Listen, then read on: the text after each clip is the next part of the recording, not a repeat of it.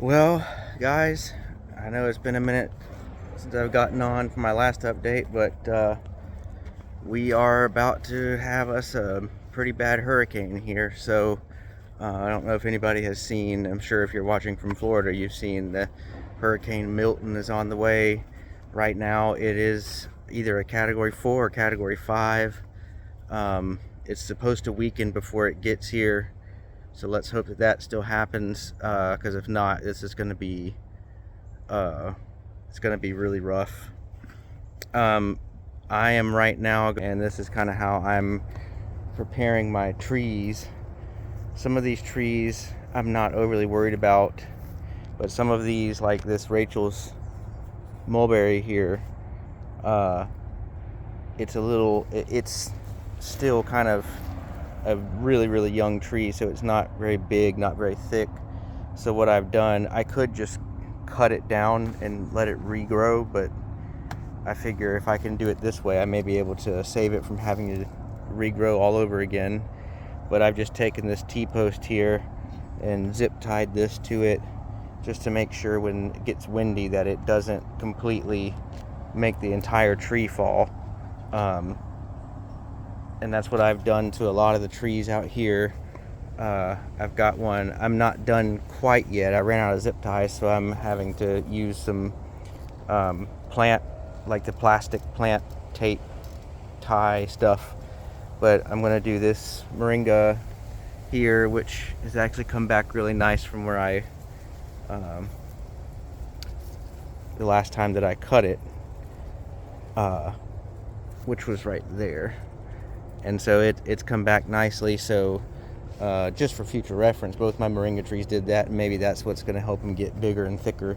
Again, this one over here, this star fruit, I'm going to do the same thing. Just going to make sure, because this star fruit has a lot of leaves, and I don't want it to catch on all that wind and get pulled down. So I'm just going to tie it to this T-post right here and make sure that it's just kind of better anchored. And I've done that. These peanut butter fruit trees, which I've gotten recently, I've got 2 of them. I already had staked those up because I wanted it to get rooted and everything when I planted them, so they're okay. I put a T-post here on this Tice mulberry. I'm gonna put I have one here on this mango. I gotta just tie it up. Some of the problem though is it's hard to get both of these, boughs right here to, because it's split right here down at the bottom. But I'll do the best that I can with that. Some of these I'm not overly worried about. I may do something on this avocado, I may not. These little chocolate pudding fruit trees, I may come back and do something. There's no way I could do it to this Barbados cherry, because it's just these are too much like a shrub to really worry about. If it gets messed up in the hurricane, then I'll just cut it back and it'll regrow. My big loquat here is going to have to fend for itself, because I have no way of, and it's so thick down here that it should be pretty good anchored, but up here it's going to have to fend for itself. But I did this moringa right here, I just zip tied it to the this is not a T-post here, this is I don't even know what you would call this. I got it at Rural King. It's got these little loops right here, and it's plastic up here, but it has metal, at least in the bottom, and it's got a metal spike that goes down into the ground, and you just step on it and push it into the ground. So just to give this something to kind of hold it to where it won't completely, that's not to say that it won't snap, and if it snaps, there's nothing I can do. But you see how I kind of had to, this is a not a Pakistani, a Thai mulberry. I kind of had to, because it was kind of bushing out, so I had to kind of just gather up the boughs and bind them up right there. I can't really do anything to these fig trees, but they're low enough to the ground that it may not be that big of a deal. That's the Olympia fig, and that's the brown turkey fig. So I mean, we'll see what happens with that. I have like my big everbearing back there, mulberry, and my everbearing in the garden there. Just basically topped them, and that way they don't really have anything that'll catch it. I was going to do that anyways.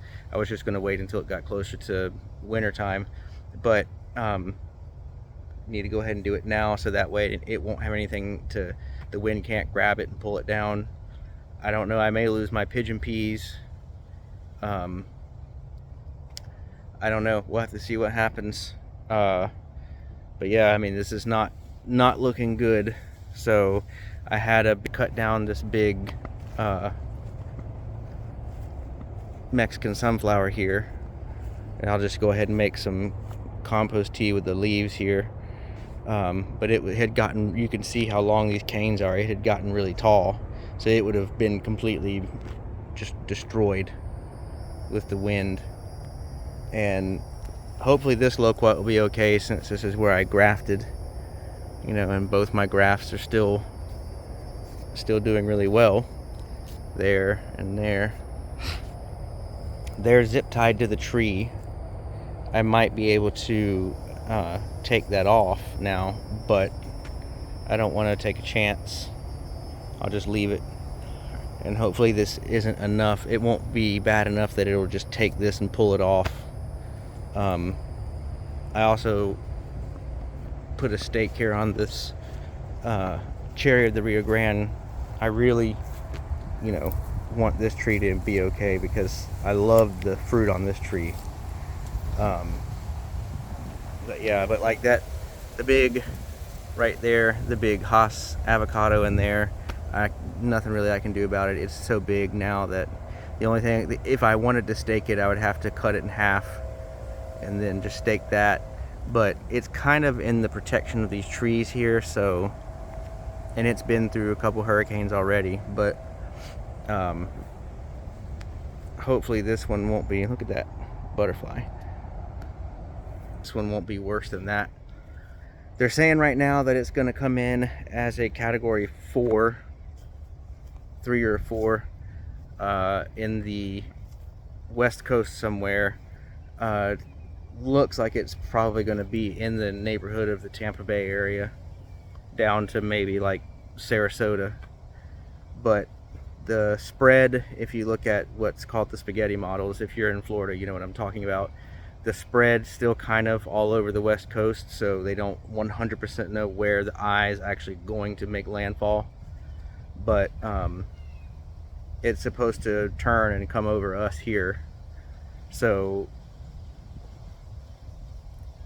I don't know. I mean, I'm a little worried about this one just because it's coming in so strong, but it's supposed to hit some wind shear before it gets here and weaken it down before it makes landfall. And I just hope that happens, because if not, things are going to get really hairy. So, you know, we're just going around doing what we can to prepare. It's, you know, we're not on the coast here, so I don't have to worry about the storm surge, and I don't have to evacuate. But I don't know, depending on how bad it looks, we may get out of here. But we got to board up and everything probably tomorrow. I mean, yeah, this is what happens when you live in Florida, but it doesn't make it any easier.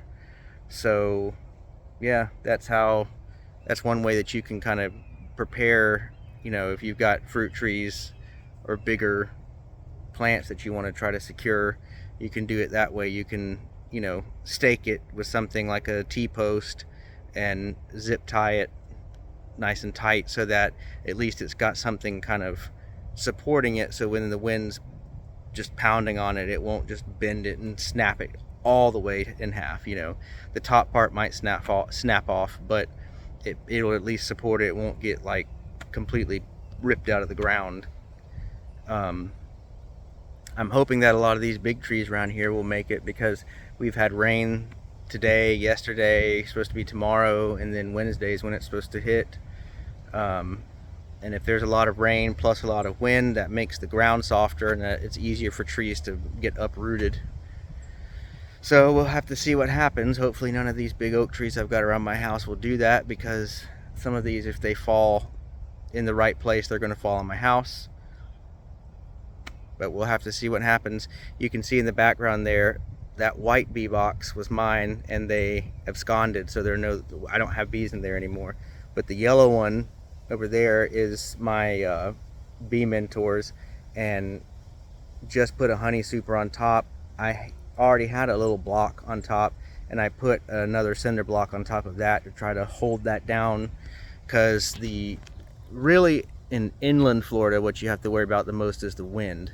It's not like on the coast where you have the storm surge. You've got a lot more flooding is more of a concern, but in the inland part of the state, wind is the worst part. So we'll have to see. I don't think that it'll be enough wind to blow that off. But yeah, so we'll see what happens, and